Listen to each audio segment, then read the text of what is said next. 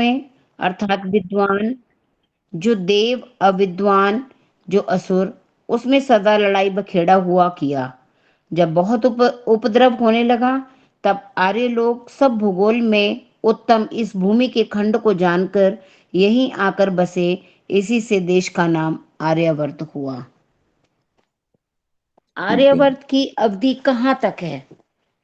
तो इसका मनुस्मृति का एक श्लोक है। आ समुद्रात्तु वै पूर्वा दास समुद्रात्तु पश्चिमात् तयोरेवान्तरं गिर्योर्राय्यावर्त विदुर्बुधा सरस्वती वृष वृषद्वत्योर्देवनद्योर्यदन्तरं तं देवनिर्मितं देशमार्यावर्त प्रचक्षते।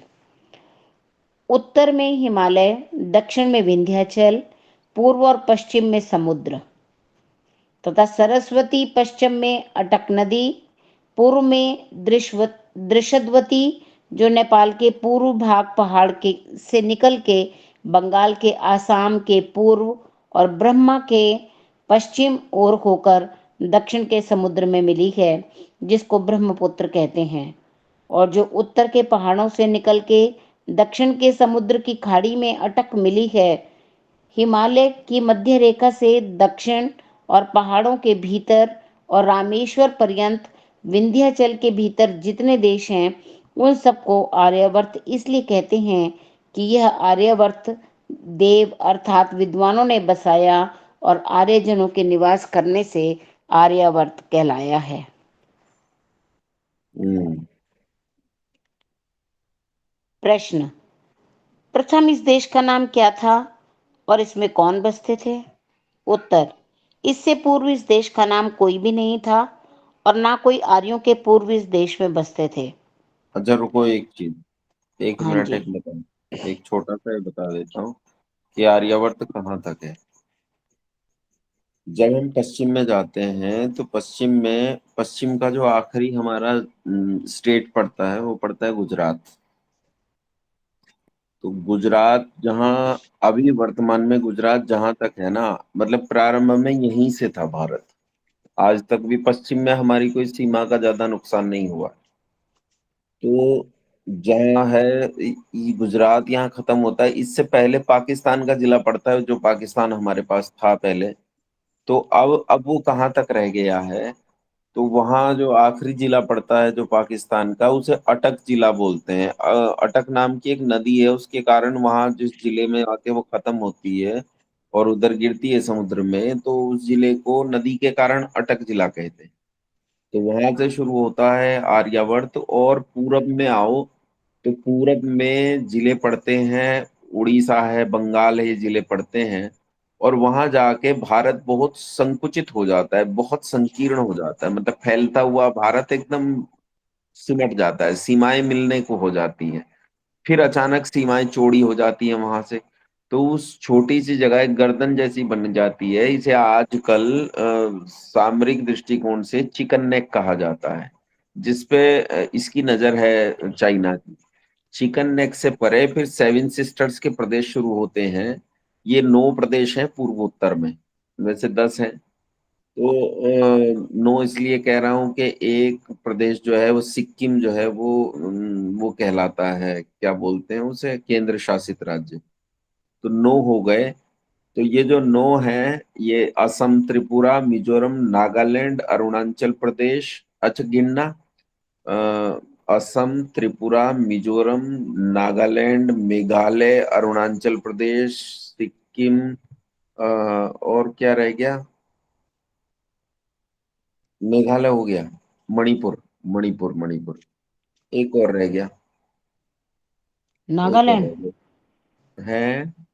नागालैंड। नागालैंड तो हो गया। असम, त्रिपुरा, मिजोरम, नागालैंड, मेघालय, अरुणाचल प्रदेश, सिक्किम मणिपुर। त्रिपुरा। है। त्रिपुरा। मिजोरम रह गया। त्रिपुरा, त्रिपुरा तो मैं सबसे पहले गिनता हूँ। असम, त्रिपुरा, यहीं से शुरू करता हूँ। असम, त्रिपुरा, मिजोरम, नागालैंड, मेघालय, मणिपुर, सिक्किम, अरुणाचल प्रदेश। अरुणाचल प्रदेश 8 ही है, 8 ही है। तो 9 सिस्टर्स कैसे कहते हैं? 9 है मेरे ख्याल से तो। नहीं, वो तो बाद में हो गए ना, 9 अच्छा। बाद में हो गए ना। एक राज्य ही दो दो में बट गया, तो बाद में 9 हो गए। वैसे तो 7 ही थे ये, है ना। कोई राजा था, उसकी 7 पुत्रियां थी, और उन 7 पुत्रियों के अलग अलग 7 राज्य हो गए थे, तो इसलिए इनसे 7 सिस्टर्स स्टेट कहा जाता है। तो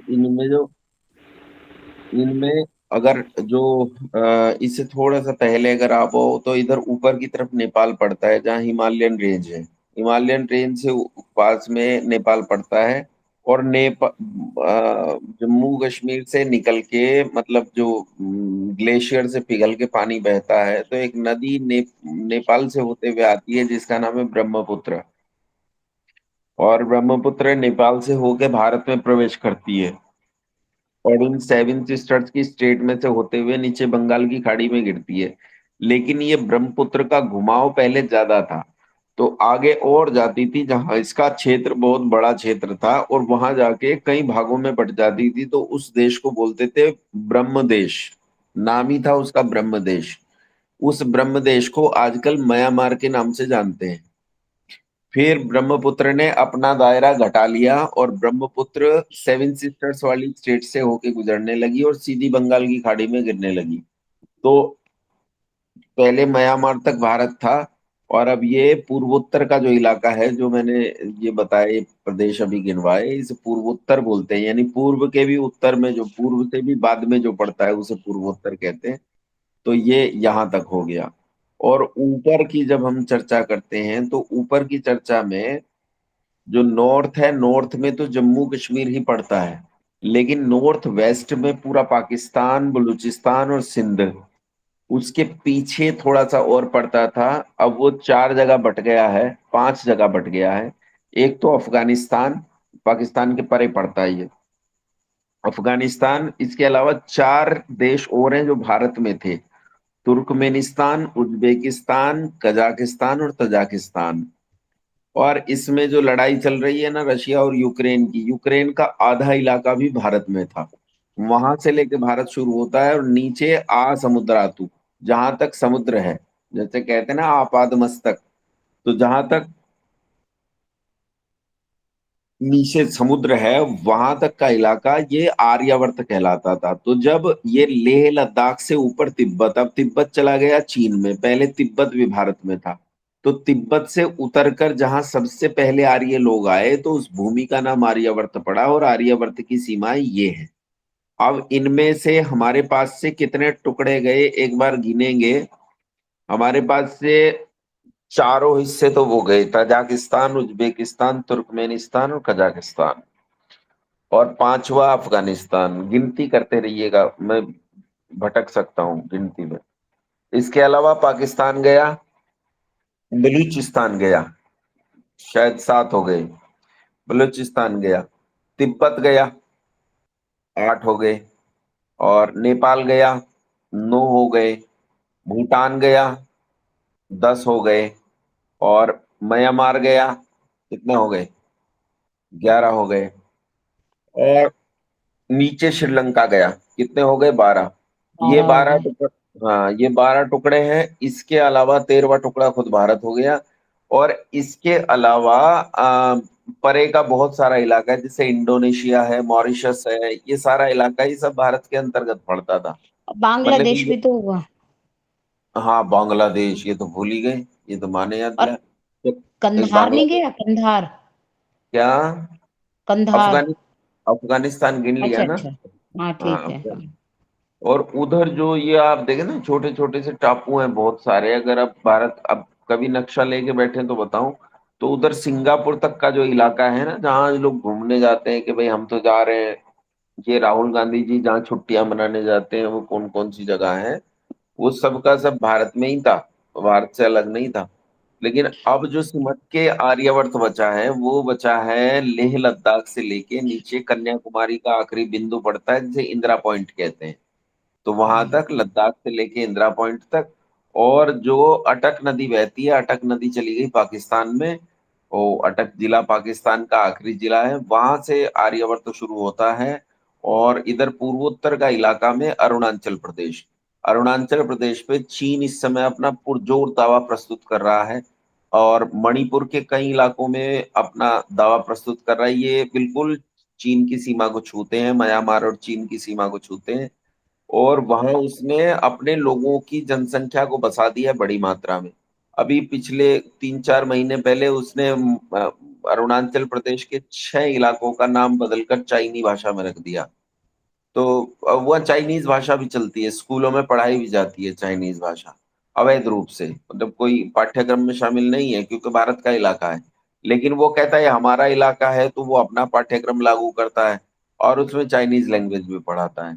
तो अब अरुणाचल प्रदेश भी मतलब खतरे की गोद में है, तो किसी भी दिन ऐसा हो सकता है कि अरुणाचल प्रदेश का भी पता लगे कि भैया अरुणाचल प्रदेश बट गया है। हम बहुत बड़े वोट बैंक हैं, बीजेपी का बहुत बड़े वोटर हैं, केवल वोटर ही नहीं हम तो प्रचारक भी हैं, हम तो प्रचार भी करते हैं इनका। जिस समय वोटिंग का समय आता है वोट भी डलवाते हैं। लेकिन ये कोई आर्य राजा नहीं है।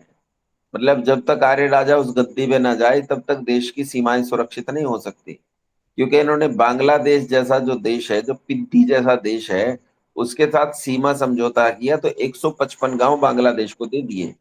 मतलब जो छोटा सा देश जिसकी कोई औकात नहीं है, जो हमारे दान पर पलता है, जो हम टुकड़े ना फेंके तो उन्हें रोटी मिलना बंद हो जाए, उसके साथ सीमा समझौते में भी हमें 155 गांव गंवाने पड़े।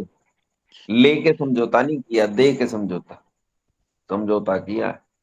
तो ये सब स्थितियां, और मणिपुर जो इस समय भयंकर हालत में है। चलो खैर मणिपुर तो ठीक चल रहा है, मतलब ये जो हो रहा है ना दंगा, आप ये समझ लो कि ये दंगा बहुत जरूरी था। जो वहां मैतेई हैं, मैतेई ही हिंदू है वहां। तो आपको पता है क्या झगड़ा है वहां?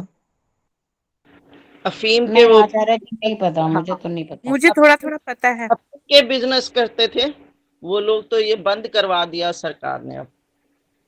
अर्चना बहन बताएगी क्या झगड़ा है वहां, कह रही है मुझे पता है कुछ कुछ।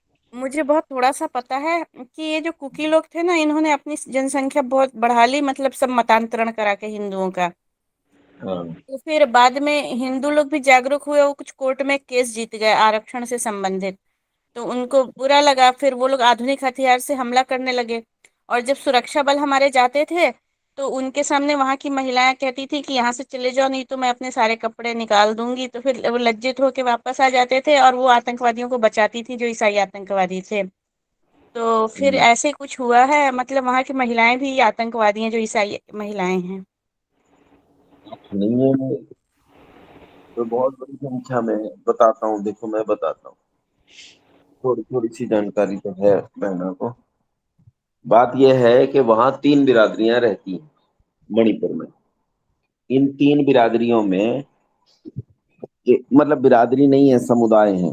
एक समुदाय का नाम है कुकी, एक का नाम है नागा और एक का नाम है मैतेई। इनमें से केवल मैतेई हिंदू है। नागा और कुकी जो है वे दोनों ईसाई हैं और ये पहाड़ी क्षेत्रों में रहते हैं। नागा और कुकी पहाड़ी क्षेत्रों में रहते हैं और इनके पास मणिपुर की टोटल 90% भूमि है। और जो मैतेई हैं वो मैदानी क्षेत्रों में रहते हैं, इनके पास केवल 10% भूमि है। अब मैतेई जो है वो मणिपुर की मूल मूल समुदाय है, मतलब मणिपुर मैतेई से ही है। वहाँ भाषा भी मैतेई चलती है, मणिपुर में जो भाषा है वो मैतेई है। तो मैतेई ही मणिपुर के मूल है। अब ये कुकी कौन है, कुकियों का सुनो। कुकी आए हैं म्यांमार से। कुकी म्यांमार से आके भारत में बस गए मणिपुर में, और भारत में बसकर इन्होंने मतांतरण पहले इनका हो चुका था। ये ईसाई हो चुके थे, यहाँ आकर ईसाईकरण को बहुत तेजी दी। जब कांग्रेस की गवर्नमेंट आई तो ईसाईकरण को और बढ़ावा मिला, यहाँ बेहद पैसा आया। और मतांतरण करने के लिए ये बंदूक की नोक पे भी मतांतरण हुआ। तो यहाँ अत्याधुनिक हथियार AK-47 और लाइट वेट मशीन गन 303 और बहुत मतलब बहुत ही आधुनिक हथियार जो है वहाँ आम बात है कुकी के बीच में। और ये बिल्कुल सही कहा कि कुकियों की महिलाएं जो हैं, लेकिन ये 8 नहीं है, ये इनकी जानकारी गलत है। उनमें एक महिला उन्हें लीड करती है, बाकी इसके अलावा बहुत सारी महिलाएं हैं और वो स्वयं को वही कहती हैं, कुछ पारस में तो ही कुछ पारस पारस कुछ कुछ ऐसा करके कुछ नाम देती हैं वो अपने आप को। तो उन महिलाओं का काम होता है कि वो कुकियों के जो आतंकवादी हैं उन्हें संरक्षण प्रदान करती हैं और पुलिस के सामने नग्न हो जाती हैं, बड़ी बड़ी संख्या में है, और आके 100 महिलाएं नग्न हो जाएंगी, एकदम निर्वस्त्र हो जाती हैं। अब क्या करे आदमी, किस चीज के साथ लड़ेगा, इस चीज के साथ तो नहीं लड़ सकता ना। तो सैन्य बलों ने अब वहां प्रयास किया है कि जो रिजर्व पुलिस फोर्स है उसका जो महिला विंग है वो वहां बहुत बड़ी मात्रा में पहुंचे ताकि उनका इलाज किया जा सके, क्योंकि ये हाथ उठाएं तो दुनिया कहेगी देखो महिलाओं को मार रहे हैं। तो इन कुकी ने क्या किया, अब जो विवाद कहाँ से शुरू हुआ, 1949 से पहले मैतेई को एसटी का दर्जा हासिल था, लेकिन जब देश का संविधान बना आजाद होने के बाद तो इनसे एसटी का दर्जा छीन लिया गया और केवल एससी का दर्जा इनके पास रह गया।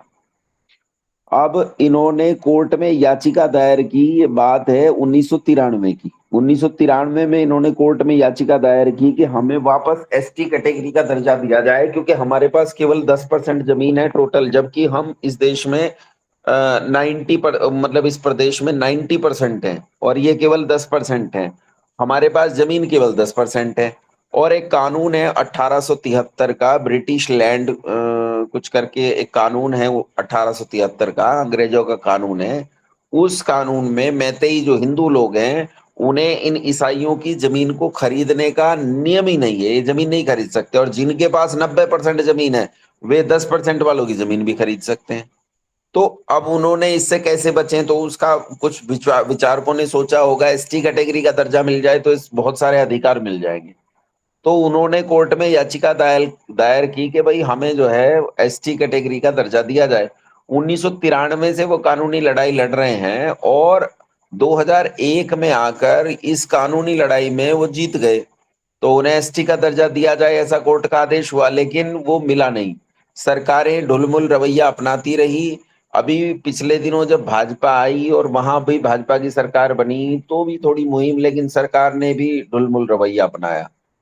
अब कोर्ट ने अप्रैल में, ये जो अप्रैल गया है, इस अप्रैल में कोर्ट ने निर्णय लिया कि भाई ये तो बहुत गलत हो रहा है। तो उन्होंने सरकार को ये कहा कि आपने इतना डिले कर दिया है, अब 4 हफ्ते के अंदर अंदर इस एसटी कैटेगरी पर जल्दी से डिसीजन लेकर आप हमें बताएंगे, और आपको केवल 4 हफ्ते का नोटिस दिया जा रहा है। सरकार को 4 हफ्ते का नोटिस दिया गया। अब देखो यहाँ अभी एसटी कैटेगरी का दर्जा मिला नहीं है, केवल सरकार को कहा गया है कि 4 हफ्ते के अंदर अंदर आप इस पर डिसीजन लीजिए। और इस बात को कांग्रेस या इसके जैसे दलों ने वहां कुकी और नागा के बीच में ये कहकर फैला दिया कि उन्हें एसटी कैटेगरी का दर्जा मिल गया। ये बिल्कुल झूठी बात है, उन्हें एसटी कैटेगरी का दर्जा मिला ही नहीं, और वहां फैला दिया गया कि एसटी कैटेगरी का दर्जा मिल गया। जैसे ही ये पता चला उन्होंने मैतेई के घरों पर हमला कर दिया, उनकी बस्तियां की बस्तियां जलाकर खाक कर दी, मठ जला दिए, मंदिर जला दिए, उनके आश्रम जला दिए, उनकी महिलाओं के साथ बलात्कार किए, बहुत भयंकर आतंकवाद उन्होंने फैलाया। अब उसके बाद क्या हुआ, मैतेई भड़क गए। अब क्योंकि मैतेई की संख्या ज्यादा है तो भले ही ये जो है हथियारों के साथ हो, संख्या अपना काम करती है। मैतेई ने इनकी जम के पिटाई की, जम के पिटाई की, एक दो लोग गड़बड़ भी आ गए होंगे। तो वो जो 2-3 महिलाओं के निर्वस्त्र होने का प्रकरण है ना, वो मैतेई लोगों ने किया उनके साथ, कुकी कुकी महिलाएं हैं वो जिनके साथ किया। लेकिन ये तो तब किया ना जब उनकी हजारों महिलाओं के साथ ये सब हो चुका, पर वो हजारों महिलाओं के साथ जो हुआ है वो कहीं गिनती में नहीं आता है, और ये गिनती में आता है। तो ये हालांकि दोनों तरफ की महिलाओं के साथ जो हो रहा है उसका पक्ष नहीं लिया जा सकता, दोनों तरफ की महिलाओं के साथ जो हो रहा है वो गलत हो रहा है। लेकिन मणिपुर इस समय धू धू करके जल रहा है, और जलने का कारण है केवल और केवल धर्मांतरण। इसके अलावा वहां अफीम की खेती होती है, ड्रग्स बाहर सप्लाई होता है, देश के भीतर भी सप्लाई होता है। ड्रग्स की स्मगलिंग का केंद्र है वो, ड्रग्स और हथियारों की स्मगलिंग का केंद्र है।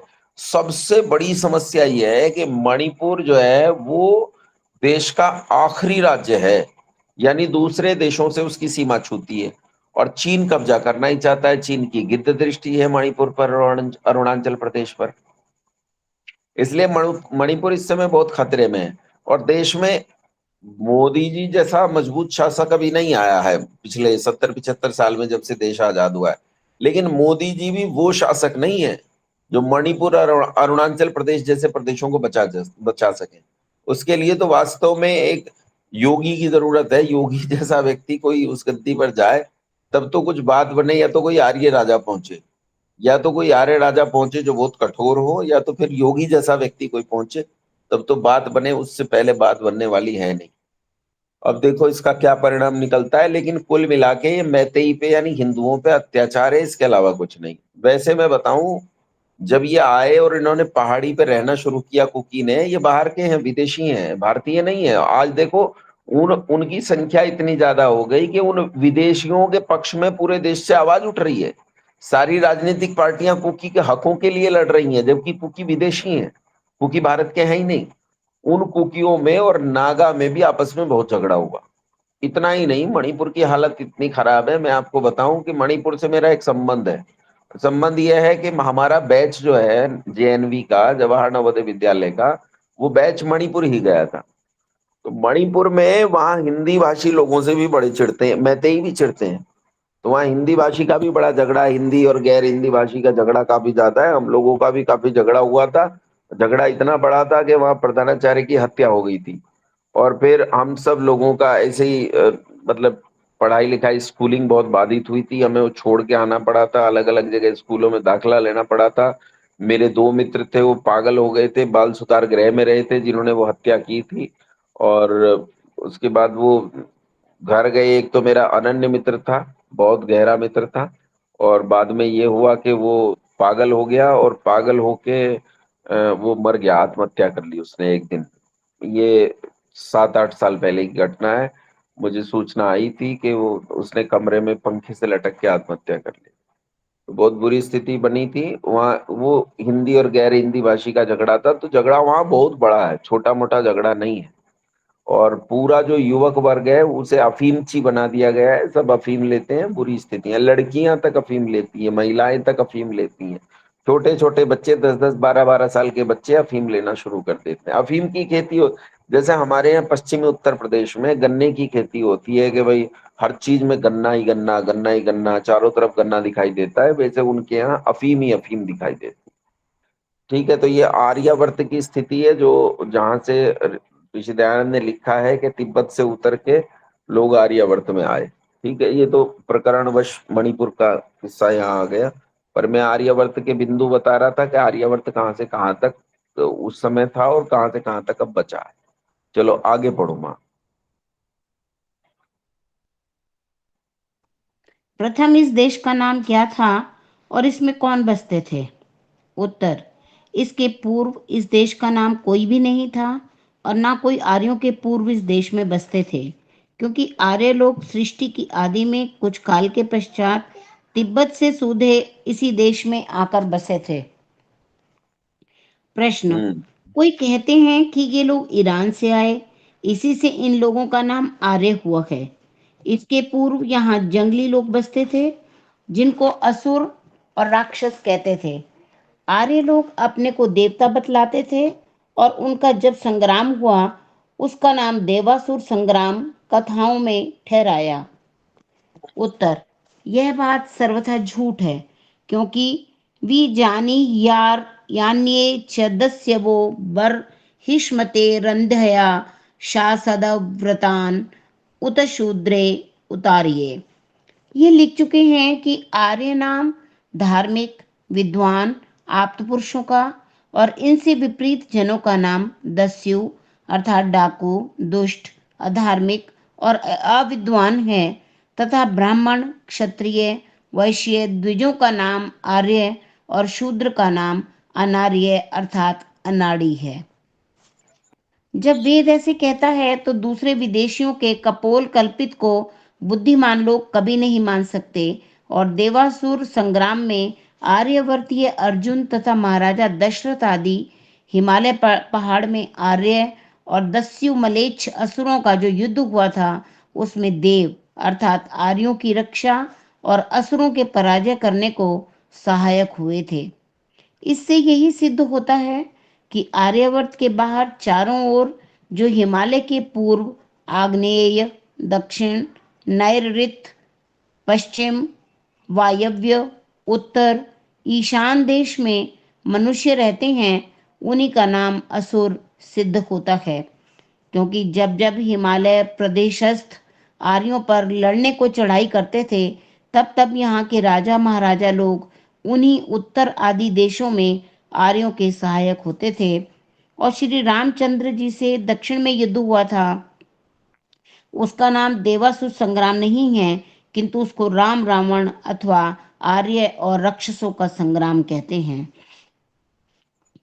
किसी देखो संस्कृत इसे, ग्रंथ हाँ इसे थोड़ा सा समझ लेते हैं। एक तो ये कि ये जो थ्योरी है, जिस थ्योरी में ये कहा जाता है कि भाई आर्यों से पहले यहाँ जो है कोई और दस्यु या राक्षस रहते थे, और जो दस्यु और असुर जिनकी बात कही जाती है, वो आज ये जो दलित लोग हैं ये अपने आप को कहने लगे हैं और ये कहते हैं कि भाई हम तो दलित हैं, और हम असुर हैं और दैत्य हैं, या हम दानव हैं, और ये आर्य लोग बाहर से आए, इन्होंने हमला कर दिया।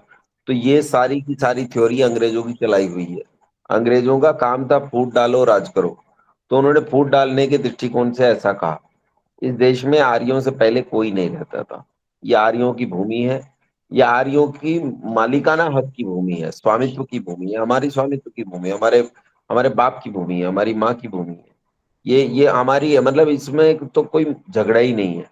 और अब तो जैसे वैसे आर्य शब्द को हम, जो आर्य हम शब्द मानते हैं, वो हम किसी नस्ल से नहीं मानते हैं। आर्य तो गुणकर्म स्वभाव से मानते हैं। एक मुसलमान भी आर्य हो सकता है अगर वो आर्यों के गुणकर्म स्वभावों को अपना ले। एक ईसाई भी आर्य हो सकता है अगर वो आर्यों के गुणकर्म स्वभाव को अपना ले। यानी आचरण का नाम आर्य है, किसी नस्ल का खून का नाम आर्य नहीं है। जो जैसा आचरण होगा वैसा व्यक्ति कहलाएगा, तो आचरण अगर आर्यों का हुआ तो वो आर्य हो जाता है। लेकिन अभी आजकल जो थ्योरी आई है, वो थ्योरी डीएनए की थ्योरी भी ये साबित करती है कि जो यहाँ के निवासी हैं सारे के सारे, जो वर्तमान में बस रहे हैं, उनका एक निश्चित प्रकार का डीएनए है, और वो डीएनए इसी भूमि के लोगों का है, और वो आर्यों का डीएनए है। आर्य ही यहाँ के मूल निवासी हैं। बाद में आजकल बड़ा विवाद इस देश में फैल गया है, और ये दलित लोग अपने आप को कहते हैं हम मूल निवासी हैं। और आर्यों के संबंध में दो प्रकार की थ्योरी है। एक ये कहते हैं, ये विदेशी थ्योरी है, फूट डालो राज करो वाली थ्योरी है। ये कहते हैं कि ये आर्य लोग जो हैं ये ईरान से आए, ईरान का नाम पहले आर्यान था, और आर्यान से चलकर ये यहाँ आए। अरे भैया, पहले तो अमेरिका का नाम भी अश्वक्रांत था, है। ये तो सारे देशों के नाम अलग अलग थे। तो जो यूरोप के देश हैं उनके नाम भी संस्कृत में थे, तो इसका क्या मतलब हो जाएगा वहां से यहाँ लोग आए? नहीं नहीं, वहां से यहाँ नहीं आए, यहाँ से वहां गए। यहाँ से लोग अमेरिका गए, यहाँ से लोग ब्रिटेन गए, यहाँ से लोग फ्रांस गए, यहाँ से लोग ईरान गए, यहाँ से लोग जर्मनी गए। जर्मनी से आर्य लोग भारत नहीं आए, ईरान से आर्य लोग भारत नहीं आए, अपितु यहाँ से आर्य लोग ईरान गए, यहाँ से आर्य लोग जर्मनी गए, या यहाँ से आर्य लोग पूरी दुनिया में फैले हैं। बल्कि कई बार तो मैं उनके सौंदर्य को देखकर, ये जो अंग्रेज वगैरह होते हैं, 6.5-6 फीट के होते हैं, और शारीरिक सौष्ठव कितना सुंदर है उनका, तो उन्हें देखकर सोचता हूँ कभी कभी कि हमारे यहाँ से जो अच्छी नस्लें थी शारीरिक रूप से, कहीं वही तो विस्थापित नहीं हुई लड़ाई झगड़े में, यहाँ सबको छोड़कर भाड़ में जाओ तुम ऐसा कह के, और यहाँ से वहां जाकर विस्थापित हो गए। लेकिन निकले यहीं से हैं, बाहर से कोई अंदर नहीं आया, यहाँ से बाहर गए। ठीक है, तो ये वैचारिक विद्वेष और वैचारिक भिन्नता जो है ये चल पड़ी है ऐसा।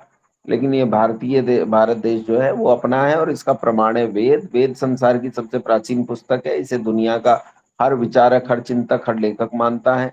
और वेद क्योंकि संसार के सबसे प्राचीन ग्रंथ हैं, तो उन सबसे प्राचीन ग्रंथों में स्पष्ट लिखा हुआ है ना। वेद कहता है कि सृष्टि का जब आरंभ काल बताता है, तो उस आरंभ काल के संबंध में बताते हुए वेद कहता है कि आर्य लोग तिब्बत में उत्पन्न होकर और आर्यावर्त में उतरे, और आर्यावर्त में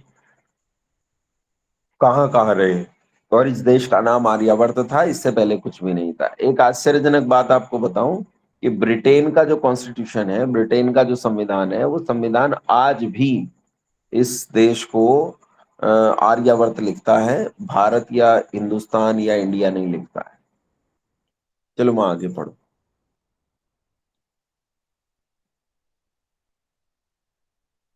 क्या हुआ मैया, आवाज नहीं आ रही? माइक म्यूट है क्या आपका? या मेरा कोई और मेरा भी? माइक म्यूट था। हाँ।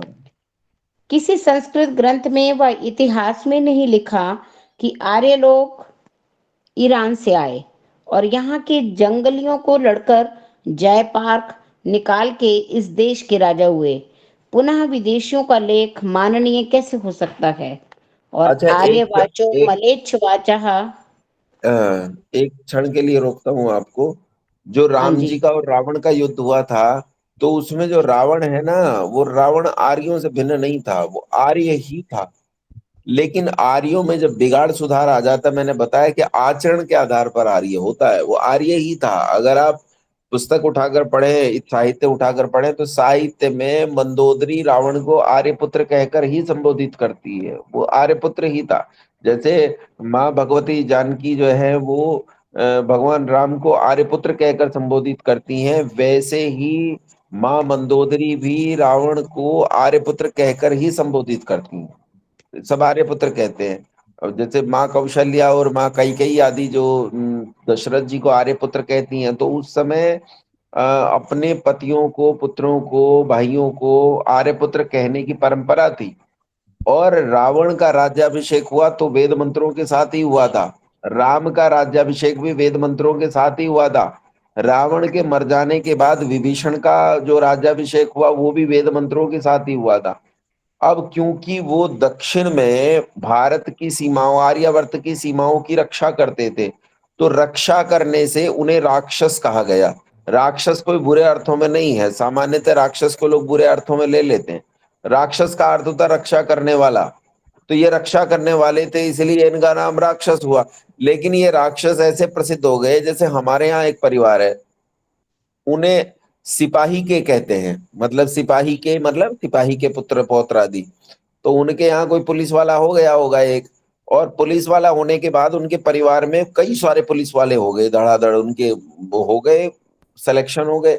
और तो उन्हें पुलिस वाले ही कहने लगे, उनका नाम ही पुलिस वाले पड़ गया। ऐसे ही शायद उस क्षेत्र में क्षत्रियों का प्रभाव बहुत प्रबल रहा होगा, इसलिए उन लोगों को राक्षस कहा जाने लगा।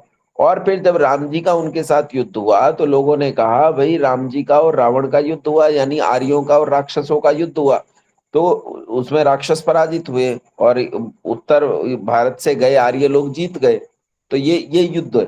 तो राक्षस शब्द का अर्थ बुरा नहीं है। और ये जो दस्यु, दस्यु का मतलब होता है जो विद्याहीन है, आचरणहीन है, उसका नाम दस्यु है। तो दस्यु भी कोई अलग नस्ल या बिरादरी नहीं है कि आज जो ये नव बौद्ध चले हैं और ये नौटंकी चल पड़ी है बहुत सारी अम्बेडकर के पीछे। ये जो कहते हैं कि वहां जो लोग रहते हैं वो दस्यु हैं, हम दस्युओं के पुत्र हैं, ये आर्य हैं, ये तो बाहर से आए, ये सब नौटंकी और राजनीतिक प्रक्रिया है, इसके अलावा कुछ नहीं। चलो अब पढ़ो जहां से छोड़ा था। आचार्य जी एक प्रश्न करूं? हाँ कर लो बहन। नमस्ते आचार्य जी। नमस्ते। जैसे हमने एक पार्टी में गए थे, तो एक डॉक्टर है, इनके दोस्त हैं, तो उन्होंने कहा कि भाई जब रावण इतना मर्यादित आदर्श पुरुष था, तो ये विभीषण को अपनी टीम में क्यों मिलाया इसने? और फिर विभीषण अगर इतना अच्छा आदमी था, तो इतने सालों में अपने घर में कोई विभीषण नाम क्यों नहीं रखता? कहते ये काल्पनिक बातें हैं, कुछ नहीं। तो मैंने कहा अब ये पढ़ते पढ़ते हैं नहीं, जो धारणाएं मन में बना लेते हैं जो मर्जी। तो उस नहीं, बंदे को हम क्या जवाब दें? किसे टीम में मिला, किसने टीम में मिलाया? राम जी ने। हाँ। तो हम तो टीम में मिलाएंगे भैया।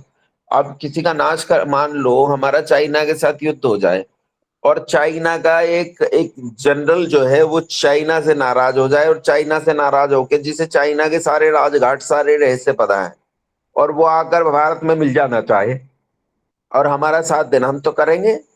ये तो युद्ध जीतने के लिए कूटनीति है, इसमें क्या बात है? ये कोई विशेष बात है? ये तो सब करते हैं। हम तो खट से चाइना वाले को अपने साथ मिला लेंगे और चाइना पूछेंगे भैया कहाँ कहाँ हमला करना है, कहाँ कहाँ मिसाइल मारनी है, हमें बता दे। तो ये तो बिल्कुल बालकों वाली बात है, बच्चों वाली बात है। ये तो इसका मतलब है परिपक्व बुद्धि नहीं है। और दूसरी चीज ये है कि विभीषण नाम कोई क्यों नहीं रखता है? अरे नहीं रखते है, बहुत सारे नाम है ऐसे नहीं जो रखे जाते। कौन रखता है? अब बताओ, युयुत्सु नाम कौन रखता है? आपने सुना आज तक युयुत्सु नाम? आपने नहीं। नुहुश सुना, किसी ने नुहुश नाम रखा हो, किसी ने ययाति नाम रखा हो, किसी ने, अरे समय बीतने पर नामों के रखने की प्रक्रिया बदल जाती है। समय रखने पर कुछ नाम अप्रासंगिक हो जाते हैं। आजकल हरिदत्त नाम कौन रखता है अपने बच्चे का नाम? किसी ने रखा हो? आजकल दशरथ नाम कौन रखता है? बताओ किसका नाम दशरथ है आजकल? आजकल ओमदत्त नाम कौन रखता है? ये नाम कौन रखते हैं? आजकल नए नए नाम रखते हैं भाई, लोग राहुल नाम रखते हैं, है? हमारी हेमा की सहेली है एक, अब उनका नाम राहुल भी नहीं है, वो तब भी राहुल रख लिया उन्होंने। उन्हें शाहरुख खान अच्छा लगता है, तो शाहरुख खान को देख के उन्होंने राहुल नाम रख लिया। आजकल तो ये राहुल, चिंटू, सोनू, मोनू, ये नाम ज्यादा प्रासंगिक हैं। तो ये तो समय की परिपाटी है, और समय की परिपाटी बीतने पर चीजें बदल जाती हैं, भाषा अपना स्वरूप बदलती है, चीजें अपना स्वरूप बदलती हैं, नाम भी बदल जाते हैं। विभीषण नहीं रखा जाता तो उनसे पूछ लेते, ययाति नाम रखा जाता है क्या? नुहुष नाम रखा जाता है क्या? ये बहुत महान और प्रतापी राजा हुए हैं। मतलब ये आप मान के चलो कि ये राजा राम से भी महान राजा हुए हैं। ये छोटे राजा नहीं थे, इनका इतिहास पुराना हो गया। उनसे पूछो वेन कौन रखता है अब नाम, पृथु कौन रखता है नाम, है? कौन रखता है ये नाम? कोई भी नहीं रखता। ये कोई तर्क नहीं है, बिल्कुल बच्चों वाला तर्क है। आचार्य जी वेद तो रखते हैं इन्होंने वेद। अजय जी, उन्होंने ना मेरे से एक बार ये भी क्वेश्चन किया था। हाँ, कहते कि जैसे ये जो महाराणा प्रताप था, इसने भाई क्या जीत लिया ऐसे कि भाई इसने समझौता कर लेता तो इतने लोग मारे नहीं जाते, और बगैर बात की बकवास है, ये जंगलों में खाक छानी अपनी गलती से अपने परिवार का बदला बदल लेने के लिए ऐसे कर दिया। मैंने कहा आप भाई साहब आप मतलब कैसी बातें करते हो आप, मतलब महापुरुषों के ऊपर ऐसे लांछन लगा रहे हो आप जिन्होंने अपना सर्वस्व दान कर दिया, कितना त्याग इन्होंने किया। अब ये आप पढ़ते उन, पढ़ते हैं जैसे पेशे से वो डॉक्टर हैं, और आप ये उनका मतलब पता नहीं। हाँ आप जी। उनका इतिहास, आप उनका इतिहास खोजो, वो कांग्रेसी मिलेंगे आपको, पक्का। पक्का कांग्रेस कांग्रेसी ना मिलेंगे। बीजेपी का साथ देते हैं वैसे तो वो, हैं? बीजेपी का साथ देते हैं वैसे तो वो, वो मतलब ये वो, मोदी वो की तो एक भी बुराई नहीं करते, मोदी की पूरी तारीफ है। वो राजनीतिक कारण रहे होंगे उनके। और एक चीज और बताऊं आपको, ये जो हाँ जी। आरएसएस है ना, ये आरएसएस भी वामपंथ का एक चेहरा ही है। हमारे पास कोई समस्या, वो हमारे पास कोई विकल्प नहीं है, इसलिए इन लोगों के साथ हमें लगना पड़ रहा है। हाँ लेकिन जी। ये जो आरएसएस है, ये भी तो वेद को पौरुषे मानते हैं। ये मानते हैं वेद को मनुष्यों ने रचा है। तो जो ये हम्म। मानता हो कि वेद को मनुष्यों ने रचा है, वो वामपंथी है, वो नास्तिक है। नास्तिको वेद निंदक, जो वेद का निंदक है वही नास्तिक है। तो जैसे कांग्रेसी हैं वैसे ये संघी भाई हैं, वो ज्यादा फर्क नहीं है। लेकिन समस्या ये है कि कांग्रेसी पूरी तरह वामपंथी हैं, इसलिए वो देश को एक नहीं मानते, और देश के टुकड़ों टुकड़ों में यकीन रखते हैं। वो मानते हैं, जैसे राहुल गांधी ने कैम्ब्रिज यूनिवर्सिटी में जाके कहा था ना कि भारत कोई एक राष्ट्र नहीं है, ये तो टुकड़ों टुकड़ों का मिलके एक संघात हो गया है। तो ये भारत को टुकड़ा टुकड़ा मानते हैं, और भारत का अगर कोई टुकड़ा अलग टूट भी जाए, जैसे वो डॉक्टर साहब कह रहे हैं कि खाम का समझौता कर लेता, मुसलमान बन जाता, क्या फर्क पड़ रहा था, इतने लोग बच जाते। तो इस मानसिकता के लोग हैं कांग्रेसी, इसीलिए हम लोग थोड़ा इनकी तरफ झुक जाते हैं। वरना ये भी वेद को कहाँ मानते हैं? और आज तक दयानंद का नाम इन्होंने कहीं लिया हो तो बताओ। तो हम तो ये है कि कान दबा के चुपचाप काम कर रहे हैं। हमारे पूर्वजों ने गलती की कि राजनीति में हस्तक्षेप नहीं किया, और हमें ये गलती नहीं करनी चाहिए। हमें राजनीति में भरसक हस्तक्षेप करना चाहिए, और राजनीति को अपने हाथ में लेना चाहिए, हस्तगत करना चाहिए। हाँ तो जी। ऐसे कितने लोग जो जो जिनकी बात आप कर रहे हैं, ऐसे कितने लोग होंगे दुनिया में? बहुत लोग होंगे। हाँ जी, वो तो सामने कोई कोई आता है ना भाई, हाँ, और कुछ बोलते नहीं है, बस यूं जैसे जो बोल रहा है सुन लो भाई। ठीक बात तो है। अच्छा जी, फिर इनको जैसे क्या मतलब कैसे जोड़ देते, ये तो आर्य समाज वगैरह के मतलब नजदीक भी नहीं जाना चाहते, धर्म के तो नाम क्या, पे भी थोड़ी पूजा पाठ करवा लेते हैं, बस ये ऐसे लोग हैं। बाकी कोई नहीं। खाओ खाओ सब कुछ, हाँ कहते राम मांस खाता था, यूं बोला। नहीं, मैं कहाँ आप से देखो, पढ़ गया भाई। अब और इसका कहते हैं मतलब पता ये है? जो है ना, धनुष से तीर क्यों मारा इन्होंने, क्या मतलब था उसका, पशुओं को क्यों मारते थे, शिकार करते थे। आपने वो सुनी? पहले तो उन्हें बताओ कि रामायण पढ़ लो, उसमें मैया सीता ने कहा है कि स्वर्ण मृग मैंने जीवन में पहली बार देखा, आप इसे पकड़ लाओ, मैं इसे पालूंगी, इसके साथ खेलूंगी। तो ये पहले तो वो अपनी अपनी दिमाग को दुरुस्त करे। बुद्धिहीन आदमी के साथ बहस नहीं करनी चाहिए। वरना वो आपको मूर्खता के स्तर तक खींच लाएगा और वहां का वो चैंपियन है, वहां आपको पराजित कर देगा। देखो ये सुनो आप मेरी बात कि आचार्य चाणक्य कहते हैं दुनिया में 4 तरह के लोग हैं। हाँ। एक विद्वान लोग हैं, 4 तरह उन्होंने लोगों में बांटा है। अब इन 4 तरह के लोगों के साथ डील करने का तरीका सुन लो। आप कह रही ना उनके साथ कैसे डील करना है, वो बता रहा हूँ। तो आचार्य चाणक्य कहते हैं 4 तरह के लोगों के साथ डील करने के 4 तरीके हैं। पहला तरीका, विद्वान व्यक्ति। विद्वान व्यक्ति सम्मान से प्रसन्न होता है। अगर आपको विद्वान को प्रसन्न करना है तो उसका सम्मान करो, उसे बस सम्मान चाहिए और कुछ नहीं चाहिए। आप उसे पैसा दोगे वो प्रसन्न नहीं होगा, आप उसे जमीन दे दो वो प्रसन्न नहीं होगा, आप कुछ भी दे दो उसे, दुनिया के इसकी तरह ऐशो आराम ले जाके दो, प्रसन्न नहीं होता। वो केवल सम्मान से प्रसन्न होता है। उसकी विद्या का सम्मान होता है, अपना भी सम्मान नहीं चाहता वो अपनी विद्या का सम्मान चाहता है। और विद्या का सम्मान क्या चाहता है कि उसकी विद्या का प्रचार प्रसार हो जाए, बस ये उसकी विद्या के सम्मान का तरीका है। तो विद्वान जो है वो सम्मान से प्रसन्न होता है। अहंकारी प्रणाम से प्रसन्न होता है। जो अहंकारी होता है ना, उसके बस घर के बाहर से निकलते हुए उसे प्रणाम करके निकलो, चौधरी साहब राम राम, ठाकुर साहब राम राम, उन्हें 10 बार अपने राम राम कर दी ना तो वो फूल के कुत्ता हो जाएगा, आनंद से प्रसन्न प्रसन्न हो जाएगा, आनंदित हो जाएगा। ये अहंकारी को प्रसन्न करने का तरीका है। फिर तीसरा है लालची। लालची ना प्रणाम से प्रसन्न होता ना सम्मान से प्रसन्न होता। लालची प्रसन्न होता है लालच से, उसके लालच की पूर्ति हो जाए, उसे धन मिल जाए, जमीन मिल जाए, रिश्वत मिल जाए, कुछ भी मिल जाए, वो उससे प्रसन्न होगा। और चौथी तरह का आदमी है मूर्ख। इस मूर्ख के लिए आचार्य चाणक्य लिखते हैं कि सर्वस्य औषधम अस्ति, संसार में हर चीज की औषधि उपस्थित है। फिर कहते हैं नास्ति औषधम मूर्खस्य, लेकिन मूर्ख की कोई औषधि उपलब्ध नहीं है, इसलिए इसे प्रसन्न करने का प्रयास करना तुरंत बंद कर दें इसी समय। मूर्ख के साथ बहस करना, मूर्ख के साथ ये सोचना कि मैं इसे प्रसन्न या संतुष्ट कर पाऊंगा, ये संभव नहीं। और लालची और अहंकारी से फिर कैसे क्या उनको रिश्वत दें? हाँ, आचार्य चाणक्य यही कहते हैं कि समाज में अपना वर्चस्व कायम करने के लिए लालचियों से काम कैसे निकालना है। तो कहा उसे 2 रुपए दे दो, अपना काम निकालो और तुरंत सत्ता में स्थापित होकर फिर लालचियों का दमन कर दो। अच्छा। फिर दमन करने के लिए भी कहा है, वो आगे की बातें नहीं बताई मैंने, अभी तो ये कहा है कि जो सत्ता का केंद्र है वहां तक पहुंचने के तरीकों में बोल रहे हैं। अच्छा जी। धन्यवाद आचार्य जी, बहुत बहुत। ठीक है भाई, चलो मैं आगे पढ़ो। म्यूट हो आप। आर्यवाचो मलेच्छवाचः सर्वे ते दस्यवे स्मृताः मलेच्छ देशस्त्वतः पराः। जो आर्यवर्त देश से भिन्न देश है वे दस्यु देश और मलेच्छ देश कहते हैं। इससे भी ये सिद्ध होता है कि आर्यवर्त से भिन्न पूर्व देश से लेकर ईशान, उत्तर, वायव्य और पश्चिम देशों में रहने वालों का नाम दस्यु और मलेच्छ तथा असुर है। और नैऋत्य, दक्षिण तथा आग्नेय दिशाओं में आर्यवर्त देश से भिन्न रहने वाले मनुष्यों का नाम राक्षस है। अब भी देख लो, हबशी लोगों का स्वरूप भयंकर, जैसे राक्षसों का वर्णन किया है वैसा ही दिख पड़ता है।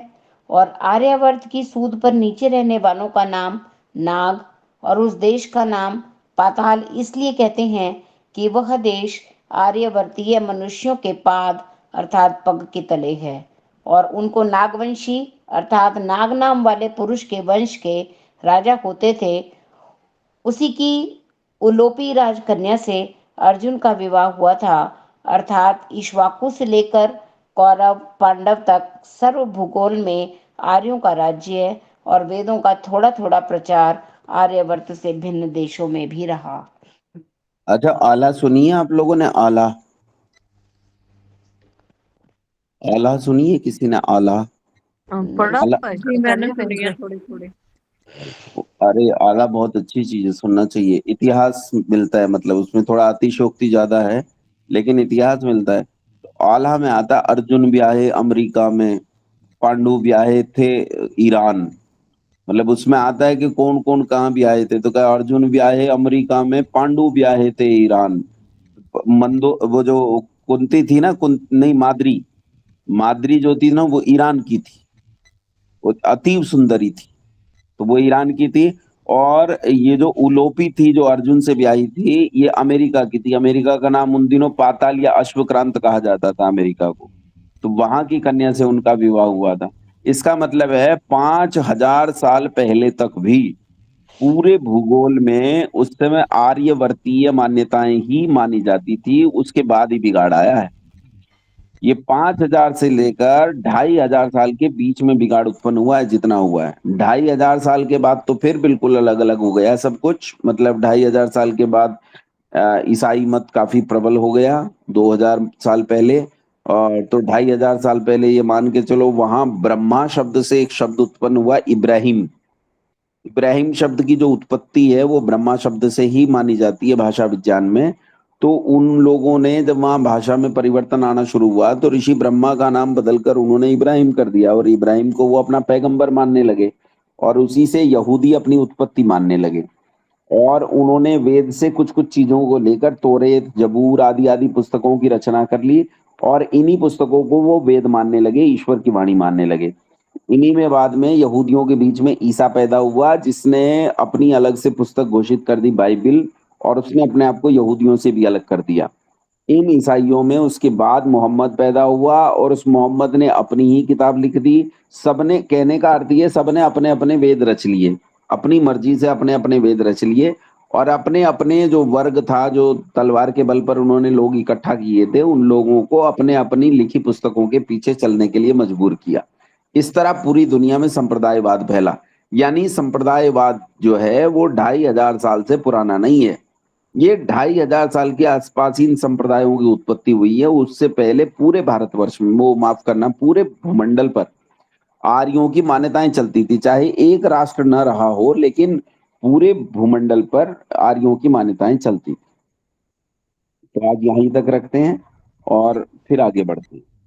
एक प्रश्न ठीक है। पूछती हूँ कि आपने बताया था कि मोहम्मद भी अनपढ़ था, और जो हम ये थे क्रिश्चियन के, ये ईसा, ये भी अनपढ़ थे, तो इन्होंने हाँ, पुस्तकें कैसे लिखी, बाइबल और कुरान? कहाँ लिखी इन्होंने? तो कोई पुस्तक लिखी ही नहीं। इन्होंने जो बकवास की है, उस बकवास को कुछ लोगों ने कागजों में लिख लिया। जैसे आजकल कोई बागेश्वर धाम का भक्त हो जाए, और बागेश्वर धाम देखा है कैसे हंसता है, पैर ऊपर करके कैसे तालियां बजाता है, कैसे उछलता कूदता है मूर्खों की तरह।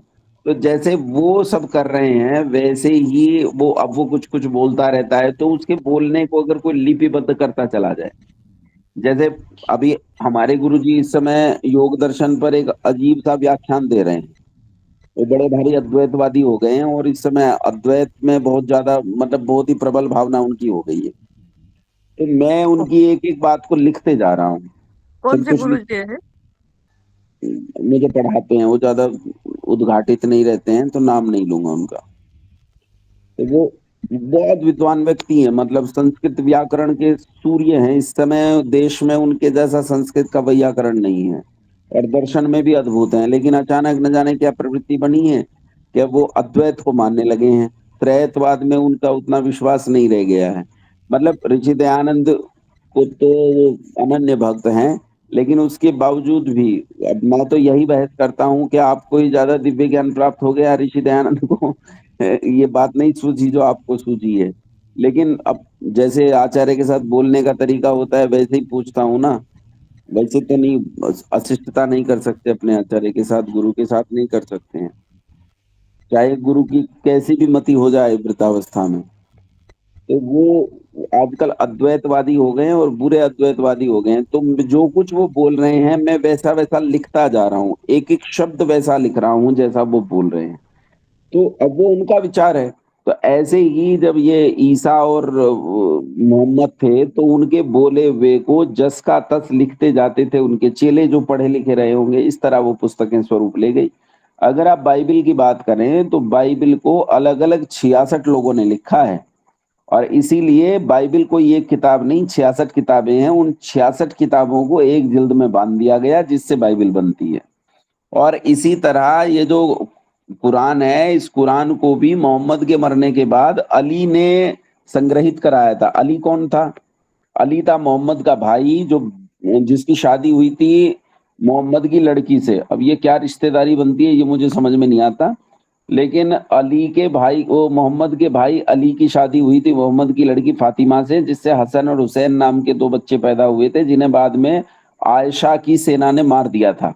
आयशा जो मोहम्मद की पत्नी थी, जो तीसरे नंबर की पत्नी थी, जिसके साथ 6 साल की उम्र में ब्याह किया था, उसने मोहम्मद की हत्या की, फिर मोहम्मद के पूरे कुनबे की हत्या की, मोहम्मद के एक एक व्यक्ति की हत्या की। उसने अपने बलात्कार का बदला लिया। तो आयशा ने हसन हुसैन और उसकी सारी सेना को मार दिया था। करबला के मैदान में बड़ा भयानक युद्ध का वर्णन ये लोग करते हैं, शिया लोग और सुन्नी लोगों में आपस में जो झगड़ा है वो यही है। अली और फातिमा की संतान शिया है और आयशा के फॉलोवर्स जो हैं वो सुन्नी हैं।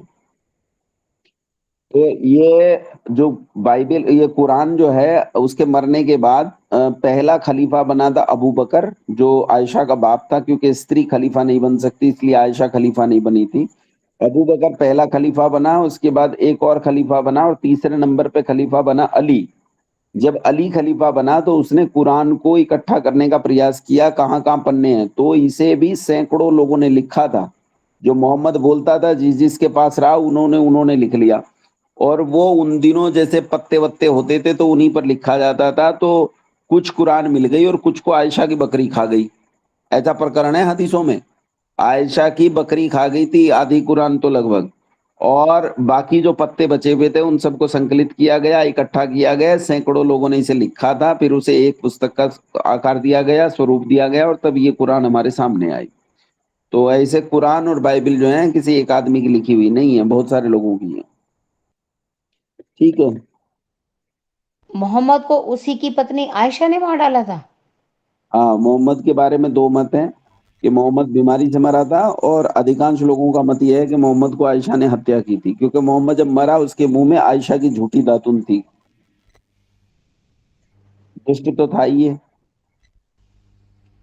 अच्छा, एक आयशा, एक चीज मैंने और पढ़ी थी कि ईरान में आज भी पढ़ाया जाता है कि आर्य लोग मतलब वहां आए थे ईरान में। मतलब वो ये ईरान के नहीं है वो आर्य लोग। आर्य लोग तो मतलब पहले से थे, और ये पढ़ाया जाता है कहते हैं वहां पे पता नहीं मुझे, इतिहास ये जानकारी नहीं। में। मैंने कहीं पे पढ़ा है अभी। आचार्य जी, आचार्य जी, हाँ हाँ, चित्त और मन एक ही चीज है या अलग अलग है? बहना ये ऐसा है कि तू एक कमरे में बैठी हुई है और कमरे में चारों दीवारों में 4 खिड़कियां हैं। एक खिड़की को खोलती है तो मन है, दूसरी खिड़की को खोलती है तो बुद्धि है, तीसरी खिड़की को खोलती है तो चित्त है, और चौथी खिड़की को खोलती है तो अहंकार है। कमरा एक ही है लेकिन 4 अलग अलग प्रीफेस उसके खुलते हैं, और उन 4 अलग अलग जो दृश्य हैं, उन 4 अलग अलग दृश्यों को जब तू देखती है तो उनके अलग अलग नाम हो जाते हैं। इसी तरह अंतःकरण चतुष्टय जो है वो एक ही चीज है, लेकिन उसके 4 अलग अलग भाग हो जाते हैं। वही तत्व जो है चित्त और मन बन जाता है, वही तत्व बुद्धि बन जाता है, अहंकार बन जाता है। ठीक है। हाँ, मेरे तत्व को तो समझ में अलग नहीं है आ और रही। अहंकार तो अलग है। फिर जब ये योग दर्शन एक बार पढ़ाऊंगा और तब बता दो बताऊंगा। आचार्य जी, मुझे नहीं ये समझ में आया। यहाँ तो इतना ही समझ ले कि चित्त और मन एक जैसे ही हैं, काम अलग अलग है। ठीक है। तो उनके ठीक उनके है। बनने का जो मूल तत्व है वो एक ही है, दोनों के काम अलग अलग हैं। मन का काम है संकल्प विकल्प करने का, और चित्त का काम है स्मृतियों को इकट्ठा रखने का। ठीक है, दोनों के काम अलग अलग हैं।